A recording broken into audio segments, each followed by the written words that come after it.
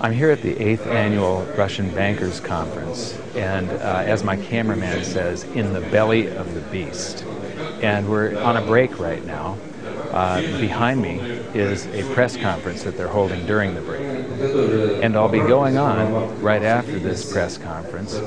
But what's really interesting is some of these bankers acknowledge that this system where they get to create currency out of thin air is basically a corrupt system, a scam. But you'd have to be crazy not to participate in it. Many of these people are not going to like what I have to say, but I think most of them are going to listen. Their personal finances are at stake, and that's more important to them than what happens to their bank. Instability, crisis. I'm hearing these words repeated a lot at this meeting that you're having here. The things that you've been seeing, all of the details on the banking system, the change in payments system, the insurance, these are details, and they're good things, and they're things that apply to your business. But in the big picture of things, they're just short-term noise. The crisis that you have just been through is nothing but a speed bump on the way to the main event.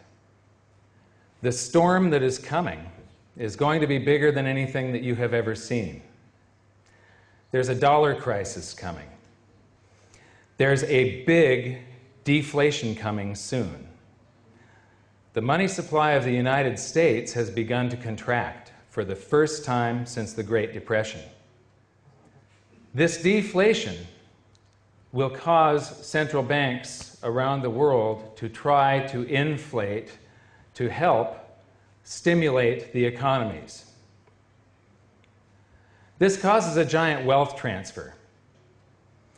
One thing that I have found is that all markets around the world now trade in the same direction. All economies go in the same direction, and they all follow the United States. Wherever the United States goes, so goes the rest of the world. If you can see the future, if you can see what's going to happen in the future, you can either make great gains or great losses. Because all economies are linked now, because they all follow the direction of the United States, this will be the greatest wealth transfer in the history of mankind. I believe that the people that get prepared are going to see tremendous wealth come toward them, while the people that do not are going to get wiped out. In your handouts, in your bags, you got a DVD. Inside the DVD, there's a couple of banknotes. There's a $1 Zimbabwe note. There's a $100 trillion Zimbabwe note that was printed less than a year later. This one bought something when it was printed. This one bought nothing in less than a year. $100 trillion. Everybody here has one of these. This is what happens when a government is run off of pure deficit spending. During a deflation, tax revenues go down. I'm going to show you information that oil prices are on their way down. They're going down a lot. That means your government revenues are going to go way down. This crisis will affect the entire world. So what I'm going to do here is I'm going to go through this very quickly. I'm also going to be telling you exactly what I think. And some of you are going to like me and some of you are going to hate me. But I'm not going to be polite. I'm just going to tell you what I need to tell you because I believe that this is the most important information that you're going to see in your lifetime. Basically, I think that everything that you're hearing here, everything that you've listened to, is a bunch of bullshit. Basel II, Basel III, payment systems, I don't care. Your personal lives are at stake here. Anybody that gets prepared is going to become super wealthy. The ones that don't get prepared in this room are going to become government employees when the government nationalizes the bank system. You're going to be working for the government. You know, the USA just had a crisis. Russia just had a crisis. The world had a crisis because the banking system had a crisis. What you're going to see, I'm going to go do this presentation. I'm going to be blasting through it because I don't have much time. And I'm going to show you that this crisis isn't over. There's a second leg to this crisis. It's coming soon. Like I said, I believe that this is the most important thing that you're going to see at this event, one of the most important things you're going to learn in your lives.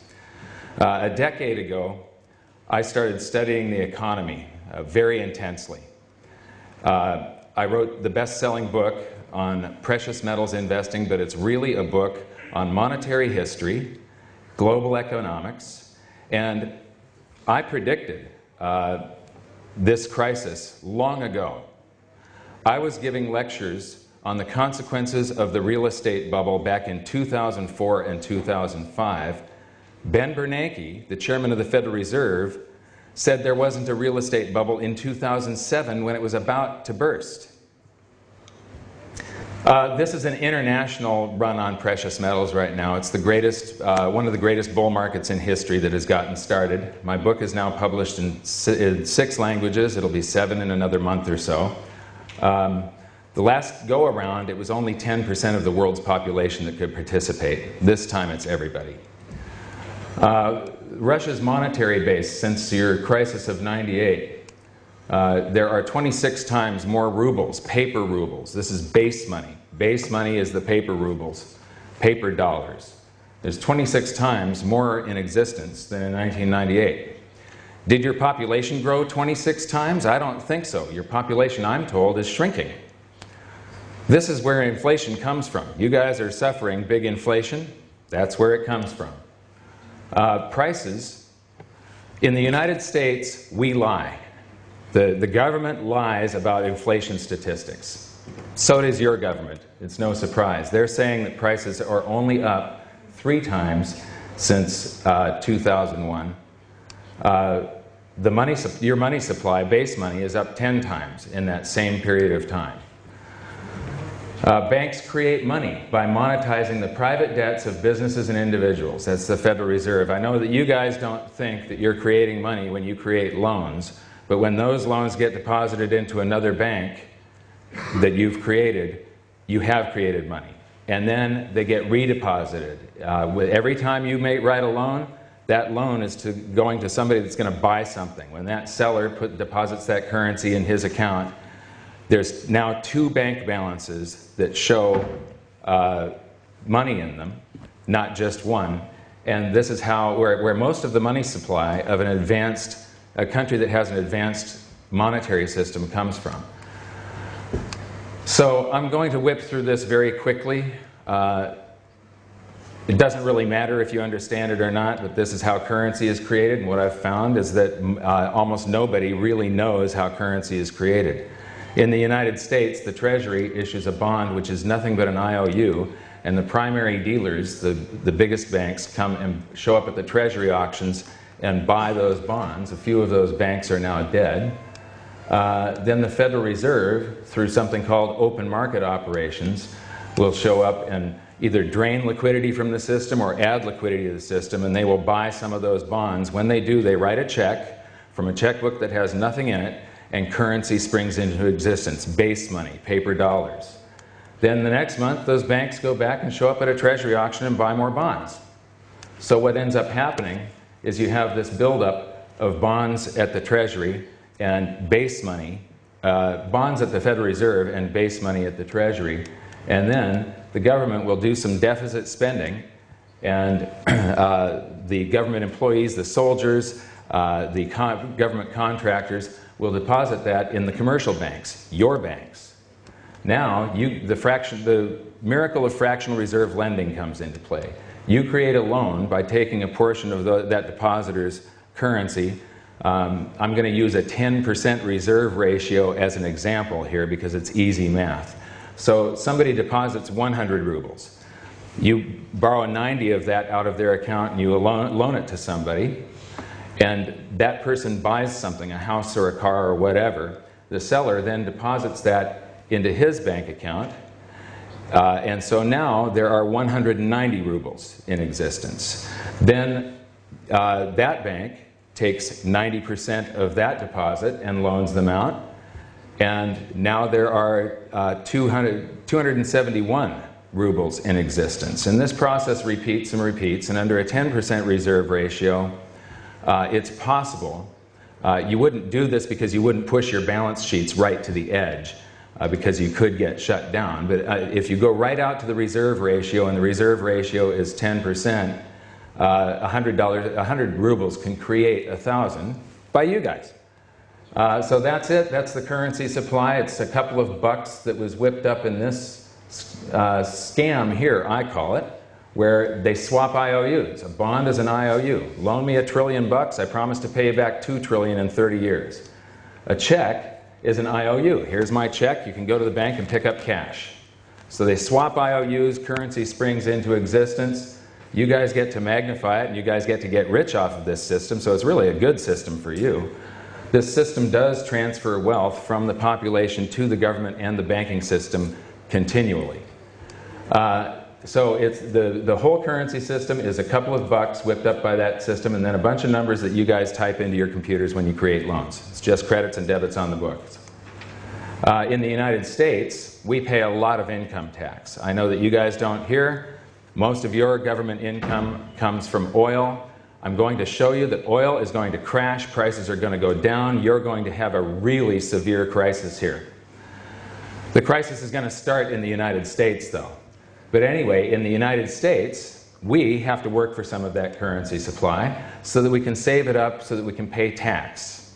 We pay that to the tax collector called the Internal Revenue Service. The Internal Revenue Service then turns it over to the Treasury so the Treasury can pay the principal plus the interest on that bond that was purchased with a check from nothing. So all of this, the value of the currency, comes from all the labor and ideas and talent of the people right here. This is what actually gives it value. And because there was interest due on that bond, and there is interest due on every single one of these loans, there is always more debt than there is currency to pay the debt. In the United States, we have about $14 trillion, but we have $60 trillion of debt to pay with that 14.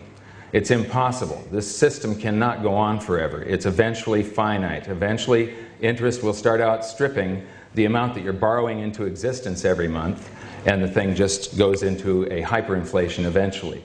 So, because there's interest due on this bond, and it's paid out of taxes, every paper dollar, every paper ruble in existence is a promise to tax us until the day we die, at least in the United States. You don't pay a lot of income tax here. But in the United States, every dollar in existence is a promise to tax us until the day we die, because it's borrowed into existence and it's all promised back. The entire currency supply is owed back plus interest. So, the US monetary base, it took 200 years to go from $0 to $825 billion in existence. Then along came the financial crisis of 2008. And Ben Bernanke wrote a bunch of checks to bail out the banks, and when he did, base money was created. We created more currency in just 18 months than the last 200 years.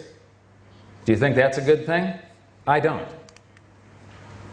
But that's the base money. That's the portion of the currency supply that the government creates and the central bank. That only accounted for 7% of the currency supply before the crisis. Now it accounts for about 15%. This is the portion of the currency supply that you guys create, at least in the United States, that the banks create. It's called, the rest of M3 is base money plus this. Now something is happening here that is ringing alarm bells, and it's saying that there's a crisis coming. If we deduct base money from the M3, what you see is that there's a collapse of the currency supply. This has not happened since the Great Depression.